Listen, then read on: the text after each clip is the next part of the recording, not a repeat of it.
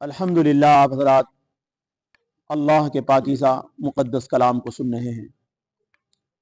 खुश नसीब है आप लोग कि आज के इस पुरफितन माहौल में अल्लाह रब्बुल इज़्ज़त ने कलाम पाक सुनने का हमें मौका इनायत फरमाया है। अल्लाह पाक से दुआ है कि अल्लाह पाक हम सब के बैठना और हम सब का सुनना अपनी बारगाह में कबूल फरमाए। दोस्तों और बुजुर्गों, पिछली तफसीर में और पिछले सबक में आप हजरात के सामने बात आई थी कि अल्लाह ने कलाम पाक की सूरह निसा की आयत नंबर 36 में कुछ हुकूक बयान किए थे, जिनमें अल्लाह पाक के हुकूक थे और बंदों के हुकूक थे। अब उनकी हुकूक की अदायगी करने वालों की ना करने वालों की अल्लाह निशानदही फरमा रहे हैं कि वो कौन लोग हैं जो अल्लाह के हुकूक अदा नहीं करते, बंदों के हुकूक अदा नहीं करते, किस सिफत के लोग हैं।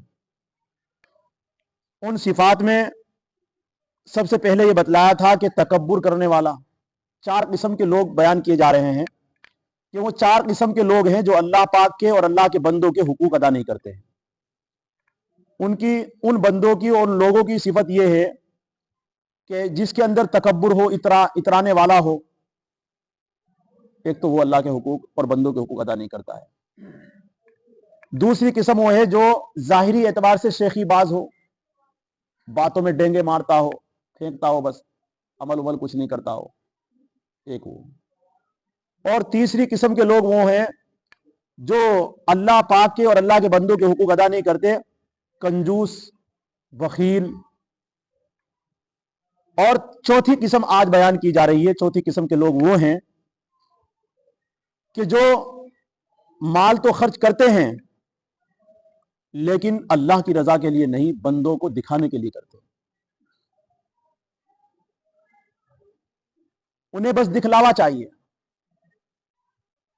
जब भी अपना माल खर्च करे, बस उनकी नीयत यह होती है कि किसी तरह लोग देख लें। सर्दियों में गरीबों को कंबल बांटने वाले वो अपने फोटो अलग खिंचवा रहे हैं, पैसे देने वाले वो अलग अपने फोटो खिंचवा रहे हैं, राशन बांटने वाले वो गरीबों को वो अपना अलग फोटो खिंचवा रहे हैं। तो उनका मकसद ये नहीं है कि वो अल्लाह राजी हो जाए, बल्कि उनका मकसद, जो इस तरह के लोग होते हैं, तो उनमें से अक्सर लोग ऐसे होते हैं जो बंदों के दिखलाने के लिए करते हैं कि मैं बड़ा सखी हूं, बड़ा मालदार हूं और मैं बड़ी मोहब्बत करता हूं लोगों से। अल्लाह रब्बुल इज्जत यूं कहना चाहते हैं कि जो लोग ऐसे हैं जो खर्च करते अपने मालों को लोगों के दिखलाने के लिए और अल्लाह ताला पर, आखिरत के दिन पर एतकाद नहीं रखते हैं, यानी वो माल अगर खर्च कर रहे हैं अल्लाह की रजा के वास्ते, तो ऐसी सूरत में अल्लाह की रजा के वास्ते वही आदमी खर्च करेगा अपने माल को जिसे यकीन होगा कि मुझे अल्लाह इसका बदला आखिरत में अता फरमाएंगे। तो जो अल्लाह की रजा चाहेगा उसे ये भी यकीन होगा कि अल्लाह है और अल्लाह ने मुझे दिया है और अल्लाह मुझे इसका बदला देंगे, उसे ये भी यकीन होगा।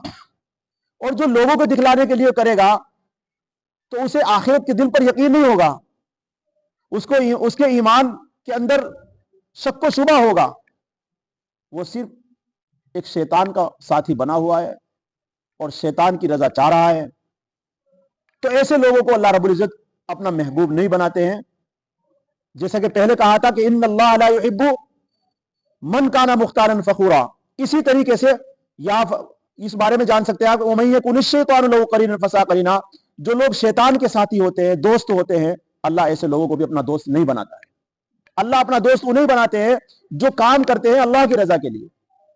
तो इसलिए हमें इस बात से बचना है कि अल्लाह की रजा के लिए, इस बात से बचना है कि अल्लाह की रिया के लिए, अल्लाह की रजा के लिए हो, बंदों की रिया के लिए ना हो, दिखलावा ना हो। नहीं तो कल कयामत का मैदान होगा, लोग बहुत सारा माल खर्च करके जाएंगे, बहुत सारी इबादतें लेकर जाएंगे, लेकिन कल कयामत के दिन अल्लाह उन्हें रद्दी में के टोकरे में डाल देंगे कि तूने मेरे लिए किया ही नहीं, जिसके लिए तूने किया है जा वहीं से ले ले। जाहिर सी बात है बंदों के पास तो वहां कुछ भी नहीं होगा। जिसको आपने दिखलाने के लिए किया होगा वो खुद मोहताज बने हुए होंगे, वो खुद नेकियों के तरस रहे होंगे। तो इसलिए यह भी एक क्या है, शिर्क है कि दिखलाने के लिए कोई अमल किया जाए, इसमें भी शिर्क ही होता है। और यह शिर्क ऐसा होता है कि इसका पता नहीं चलता इंसान को, इसका मालूम नहीं होता है। ये इतना बारीक होता है शिर्क, चींटी के चलने की जो आवाज है उसकी, उससे भी ज्यादा बारीक होता है।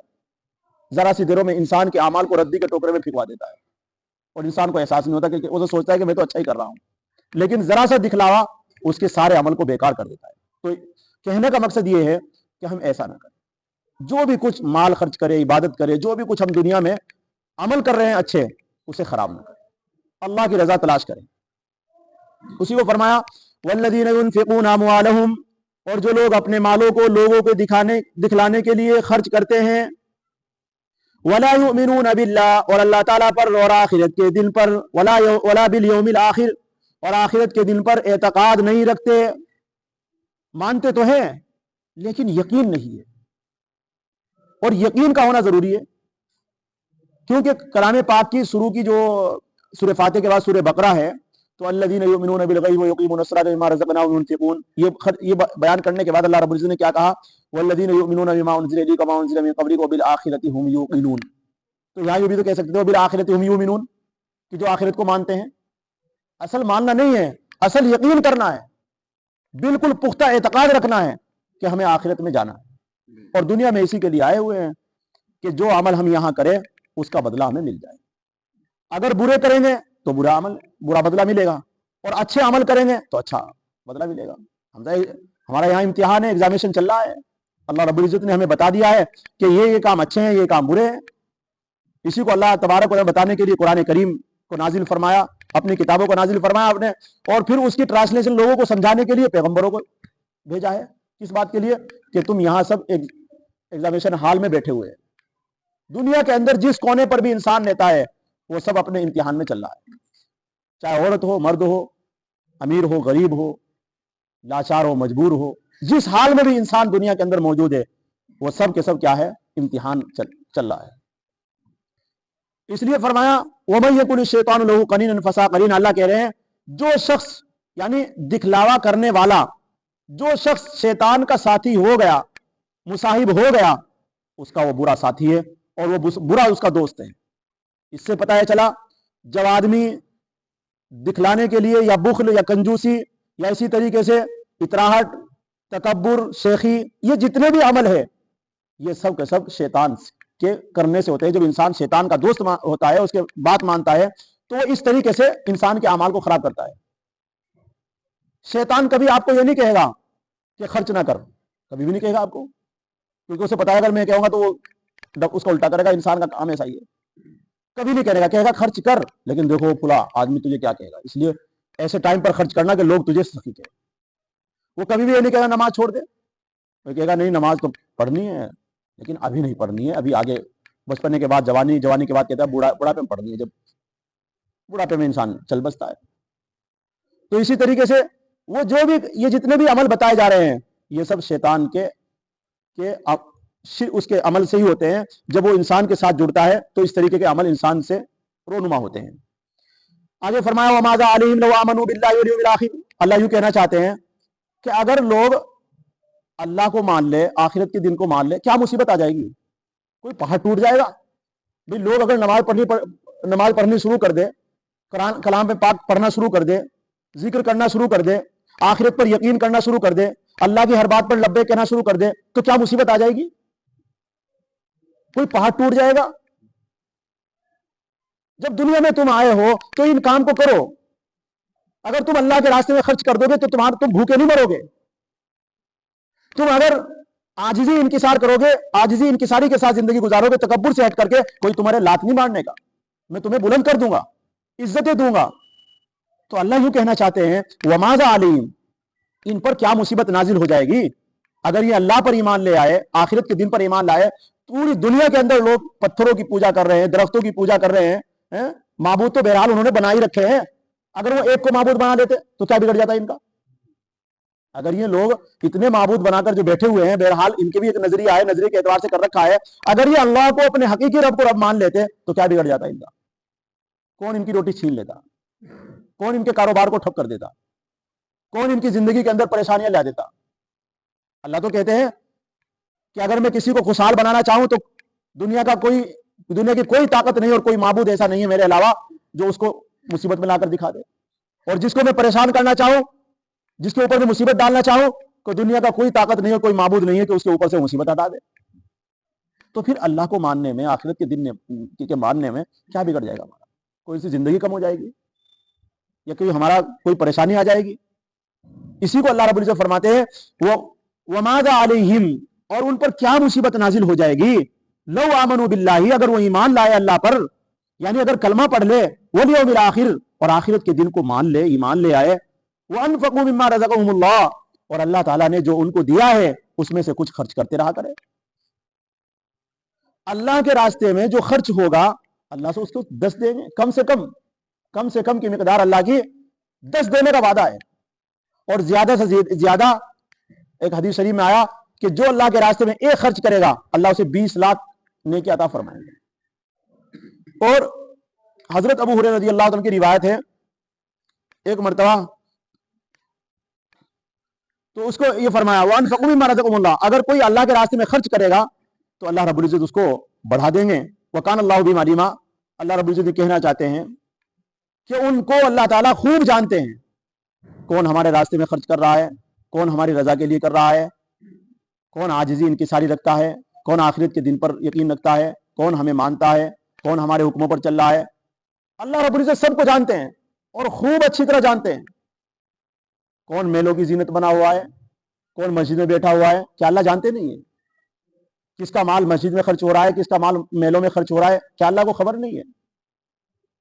اللہ کو سب معلوم ہے، لیکن یہاں امتحان ہے، وہ روک نہیں سکتا ہے۔ امتحان گاہ میں کوئی بھی کسی کو روک نہیں سکتا ہے، لکھ جو کچھ کر رہا ہے تو کر، وہ تو ایک بار ہی ہونا ہے فیصلہ، جب پرچے چیک ہوں گے جب پتہ لگ جائے گا تو نے کیا کیا ہے کیا نہیں کیا۔ تو دنیا کے اندر یہاں کوئی سوچنے لگا انسان کہ میں برا کر رہا ہوں تو مجھے کوئی روکتا کیوں نہیں، پھر امتحان کیا بات ہے؟ اگر تجھے روکنے لگے اللہ رب العزت کہ تو برا کر رہا ہے، تو کہاں جا رہا ہے، اگر تجھے اللہ روکنا شروع کر دے تو پھر امتحان کس بات کا، اور دنیا میں آنے کا مقصد کیا ہے؟ پھر تو ختم ہو جائے گا۔ اسی طریقے سے اگر کوئی اچھے کام کر رہا ہے تو اچھائی پر اللہ رب العزت سب کو لگا دے، اچھائی پر سب کو لگا دے، اللہ رب العزت سب کو اٹھا کر کے مسجد کے اندر جمع کر دے، تو پھر امتحان کس بات کا؟ پھر سارے اچھے بن جائیں گے۔ اللہ رب العزت نے انسان کو دنیا میں اختیار دیا ہے، دونوں راستے اس کو بتا دیے ہیں۔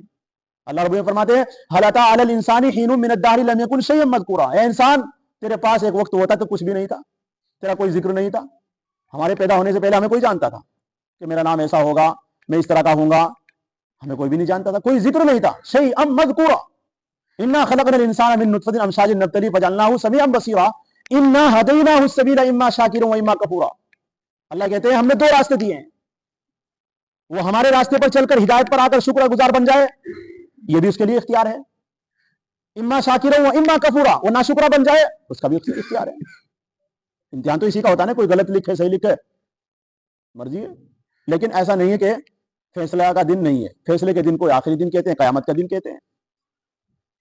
تو آج دنیا کے اندر جو برائیاں ہو رہی ہے، ایسا نہیں اللہ کو خبر نہیں ہے، اور جو برے کام کر رہا ہے، کون اپنے پیسے کو جوئے میں لگا رہا ہے، کون اپنے سٹے میں لگا رہا ہے، کون اس سے نشہ خرید رہا ہے، کون اس سے اسمیک خرید رہا ہے، کون شراب خرید رہا ہے، اور کون دودھ خرید رہا ہے، اور کون اللہ کے راستے میں خرچ کر رہا ہے، اللہ کو سب معلوم۔ تو وکان اللہ بما علیم، اللہ کہنا چاہتے ہیں اللہ تعالیٰ ان کو خوب جانتے ہیں۔ آگے فرمایا ان اللہ لا یظلم مثقال ذرہ، بے شک اللہ تبارک و تعالی ایک ذرہ برابر بھی کسی کے اوپر ظلم نہیں کریں گے، کسی کا حق نہیں ماریں گے، ایک ذرہ برابر بھی۔ جس نے جو نیکی کی ہوگی اس کو اس نیکی کا 10 تو دیں گے، لیکن اسے کم نہیں کریں گے۔ ابو عثمان رحمۃ اللہ علیہ، ایک مسند احمد میں ایک غریب حدیث ہے، اس کے بارے میں آیا کہ حضرت ابو عثمان رحمۃ اللہ علیہ ایک مرتبہ حضرت ابو ہریرہ رضی اللہ تعالیٰ کی روایت ان کے پاس پہنچی کہ اللہ رب العزت ایک نیکی کے 1 لاکھ دیں گے، ایک نیکی کی 1 لاکھ دیں گے۔ تو انہوں نے کہا کہ اللہ رب العزت ایک نیکی کے 10 دیں گے، یہ تو ہمیں معلوم ہے، لیکن ایک نیکی کے 1 لاکھ دیں گے، یہ حدیث تو میں خود جا کر پوچھوں گا ان سے۔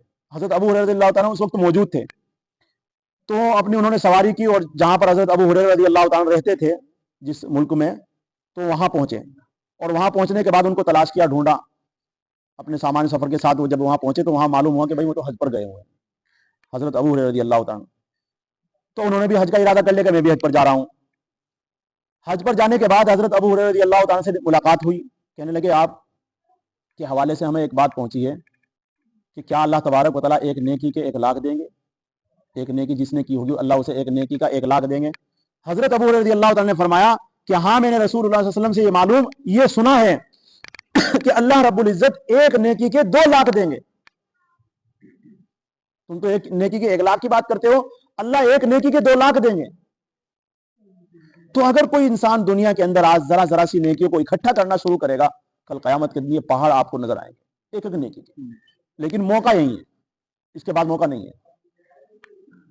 اس لیے فرمایا ان اللہ لا یظلم مثقال ذرۃ، بے شک اللہ تبارک و تعالیٰ ایک ذرہ برابر بھی کسی انسان پر ظلم نہیں کریں گے، یعنی کسی کا حق نہیں دبائیں گے، کسی کا حق نہیں ماریں گے۔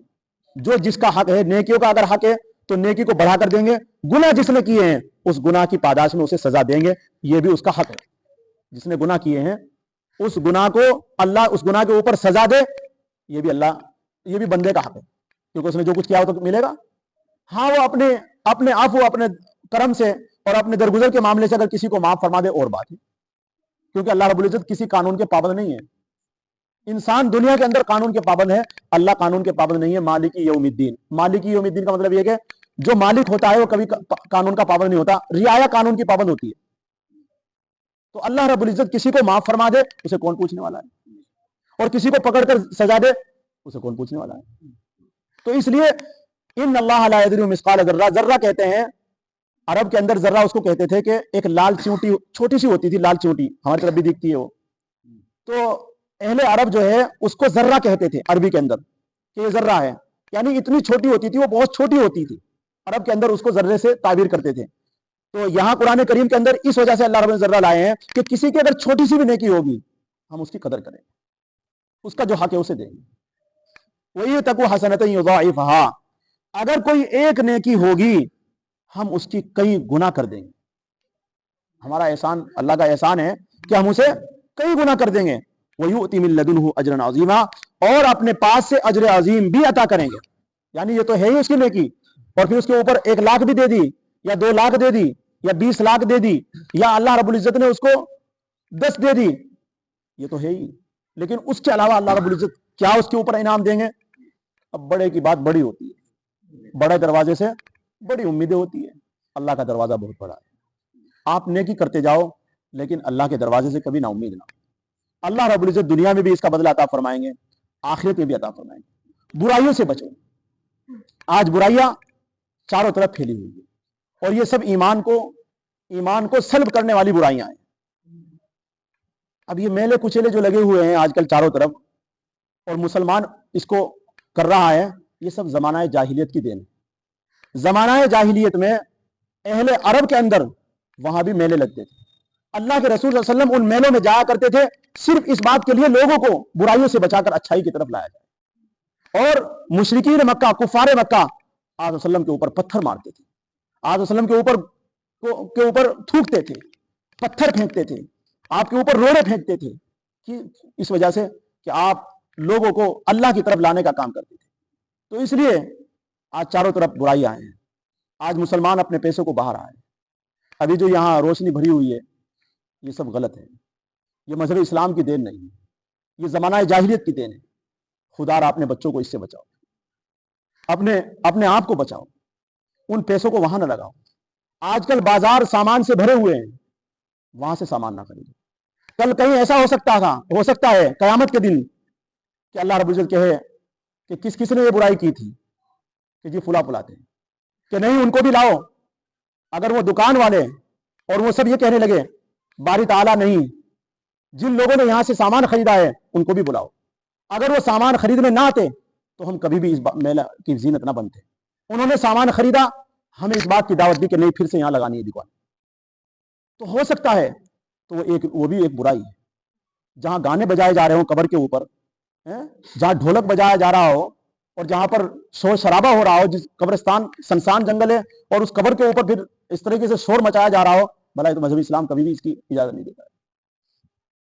تو اس لیے میرے بھائیوں، میرے پیاروں، آپ سب ذمہ دار لوگ بیٹھے ہوئے ہیں، اپنے بچوں کو وہاں سے بچاؤ، خود اپنے آپ کو بچاؤ، آپ کی ذمہ داری ہے۔